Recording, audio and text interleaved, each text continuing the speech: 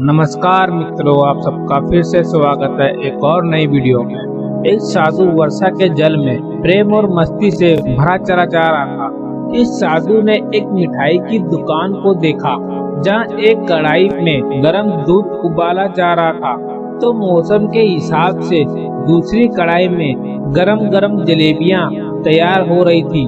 साधु कुछ क्षणों के लिए वहां रुक गया। शायद भूख का एहसास हो रहा था या मौसम का असर था। साधु हवाई की भट्टी को बड़े गौर से देखने लगा। साधु कुछ खाना चाहता था, लेकिन साधु की जेब ही नहीं थी, तो पैसे भला कहाँ से होते। साधु कुछ पल भट्टी से हाथ सेकने के बाद चला ही जाना चाहता था कि नेक दिल हलवाई से रहा न गया और एक प्याला गरम दूध और कुछ जलेबियां साधु को दे दी। साधु ने गरम जलेबियां गरम दूध के साथ खाई और फिर हाथों को ऊपर की ओर उठाकर हलवाई के लिए प्रार्थना की, फिर आगे चल दिया। साधु बाबा का पेट भर चुका था। दुनिया के दुखों से बेपरवाह वह फिर एक नए जोश से बारिश के गंदले पानी के छींटे उड़ाता चला जा रहा था। वह इस बात से बेखबर था, एक युवा नवविवाहित जोड़ा भी वर्षा के जल से बचता बचाता उसके पीछे चले आ रहे हैं। एक बार इस मस्त साधु ने बारिश के गंदले पानी में जोर से लात मारी। बारिश का पानी उड़ता हुआ सीधा पीछे आने वाली युवती के कपड़ों को भिगो गया। उस औरत के कीमती कपड़े कीचड़ में लथपथ हो गए।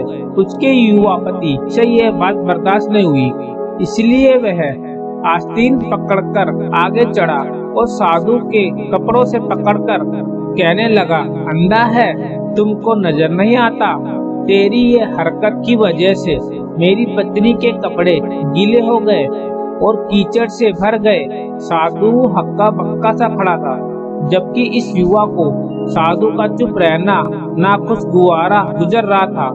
महिला ने आगे चढ़कर युवा के हाथों से साधु को छुड़ाना भी चाहा, लेकिन युवा की आंखों से निकलती नफरत की चिंगारी देख वह फिर पीछे खिसकने पर मजबूर हो गई। राह चलते राहगीर भी उदासीनता से यह सब दृश्य देख रहे थे, लेकिन युवा के गुस्से को देखकर किसी में इतनी हिम्मत नहीं हुई कि उसे रोक पाते। और आखिर जवानी के नशे में चूर इस युवक ने एक जोरदार थप्पड़ साधु के चेहरे पर जड़ दिया। बूढ़ा साधु थप्पड़ की ताप न झेलता हुआ लड़खड़ाते हुए कीचड़ में जा पड़ा। युवक ने जब साधु को नीचे गिरता देखा तो मुस्कुराते हुए वहां से चल दिया।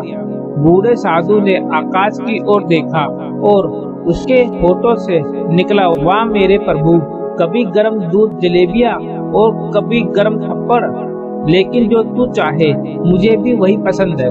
ये कहता हुआ वह फिर एक बार अपने रास्ते पर चल दिया। दूसरी ओर वह युवा अपनी मंजिल की ओर चलने लगा। थोड़ी ही दूर चलने के बाद वह एक मकान के सामने पहुंचकर रुक गए। वह अपने घर पहुंच गए थे। ये युवा अपनी जेब से चाबी निकालकर अपनी पत्नी से हंसी मजाक करते हुए ऊपर घर की सीढ़ियों तय कर रहा था। बारिश के कारण सीढ़ियों पर फिसलन हो गई थी। अचानक युवा का पैर फिसल गया और वह सीढ़ियों से नीचे गिरने लगा। महिला ने बहुत जोर से शोर मचाकर लोगों का ध्यान अपने पति की ओर आकर्षित करने लगी, जिसकी वजह से काफी लोग तुरंत सहायता के लिए युवा की ओर लपके, लेकिन देर हो चुकी थी।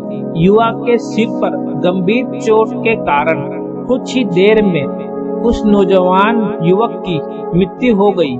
कुछ लोगों ने दूर से आते साधु बाबा को देखा तो आपस में कानाफूसी होने लगी कि निश्चित रूप से इस साधु बाबा ने थप्पड़ खाकर युवा को श्राप दिया है, अन्यथा ऐसे नौजवान युवक का केवल सीढ़ियों से गिरकर मृत्यु हो जाना अचंभे की बात लगती है। कुछ मनचले युवकों ने यह बात सुनकर साधु बाबा को घेर लिया। एक युवक कहने लगा कि आप कैसे भगवान के भक्त हैं जो केवल एक थप्पड़ के कारण युवा को श्राप दे बैठे। भगवान के भक्त में रोष व गुस्सा हरगिज नहीं होता।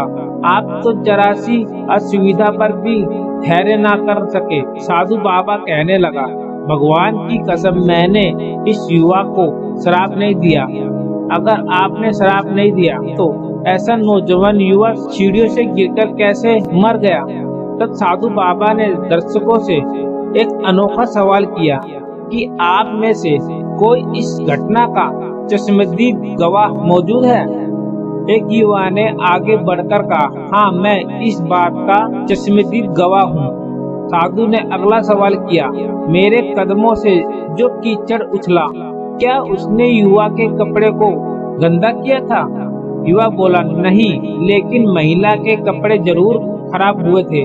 साधु ने युवक की बाहों को थामते हुए पूछा, फिर युवक ने मुझे क्यों मारा? युवा कहने लगा, क्योंकि वह युवा इस महिला का पति था और यह बर्दाश्त नहीं कर सका कि कोई उसके पत्नी के कपड़ों को गंदा करे, इसलिए उस युवक ने आपको मारा। युवा बात सुनकर साधु बाबा ने एक जोरदार ठहाका बुलंद किया। ये कहता हुआ वहां से विदा हो गया। तो भगवान की कसम, मैंने शराब कभी किसी को नहीं दिया, लेकिन कोई है जो मुझे भी प्रेम करता है। अगर उसका पति सहन नहीं कर सका तो मेरे प्रभु को कैसे बर्दाश्त होगा कि कोई मुझे मारे? और वह इतना शक्तिशाली है कि दुनिया का बड़े से बड़ा राजा भी उसकी लाठी से डरता है। उस परमात्मा की लाठी दिखती नहीं और आवाज भी नहीं करती, लेकिन पड़ती है तो बहुत दर्द देती है। दोस्तों, हमारे कर्म ही हमें उसकी लाठी से बचाते हैं। बस कर्म अच्छे होने चाहिए, इसलिए हमें अच्छे कर्म करने चाहिए, ना कि बुरे। उम्मीद है ये कहानी आपको पसंद आई होगी। अगर आपको कहानी पसंद आए तो लाइक कर देना। आपके एक लाइक से हमें मोटिवेशन मिलता है। और हमारे चैनल पर नए हो तो चैनल को सब्सक्राइब जरूर करें। मिलते हैं अगली वीडियो में। जब तक अपना ख्याल रखना। धन्यवाद।